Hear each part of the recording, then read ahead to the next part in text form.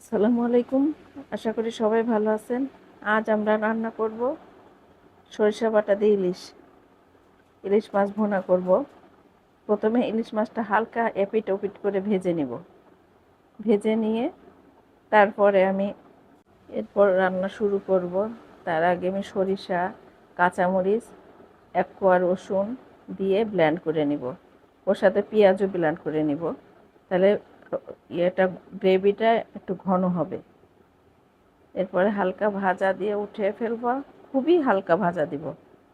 পেঁয়াজটা চুলায় দিব। এরপরে ভাজতে যতটুকু সময় লাগে, অল্প ইলিশ মাছ রান্না করেছি তো, বাসায় 2 জন মেম্বার, খাওয়া তো বেশি লাগে না, যার জন্য এই অল্প একটু করলেই হয়ে যায়। আপনাদের কি অবস্থা? কেউ তো কমেন্টও করেন না, শেয়ারও করেন না, কিছুই করেন না। আসলে কষ্ট করে ভিডিও করার পর যখন সফলতা না পাওয়া যায় তখন কিন্তু মনটা খারাপ হয়ে যায়। আপনারা পারলে একটু সাপোর্ট দিয়েন। আমিও সাপোর্ট দিব সবাইকে, যদি আমাকে কেউ সাপোর্ট দেয়। আমাকে সাপোর্ট না দিলে তো আসলে মনটাই থাকে না। যাই হোক, আমার মাছটা ভাজা হয়ে গিয়েছে, এখন তুলে ফেলবো।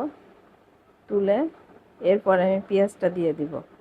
পেঁয়াজটা আমি হালকা ভাজা দিব। হালকা ভাজা দিয়ে মশলাটা দিয়ে দিব। পেঁয়াজটা লাল করে ভাজবো না, খুবই হালকা করে ভেজে নেব। তারপরে আমি মশলাগুলো দিয়ে দিব। ব্লেন্ডারের মধ্যেই আছে মশলা, ওটা দিয়ে দিব।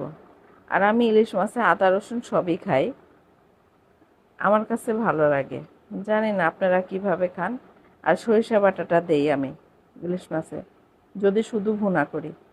আর বেগুন দিয়ে রান্না করলে তখন আর ইলিশে সরিষা বাটা দেই না, নর্মাল রান্না করি। আমার পেঁয়াজটা প্রায় ভাজা হয়ে গিয়েছে।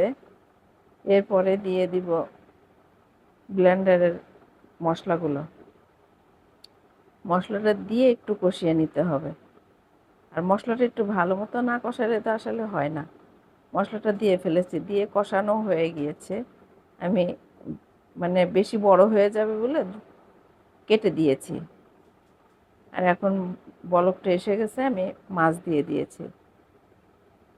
যেহেতু ইলিশ মাছ রান্না করা সব থেকে সহজ, খুব দ্রুত হয়ে যায়। যাই হোক, আমার ভিডিও ভালো লাগলে অবশ্যই সাপোর্ট করবেন। আল্লাহ হাফেজ।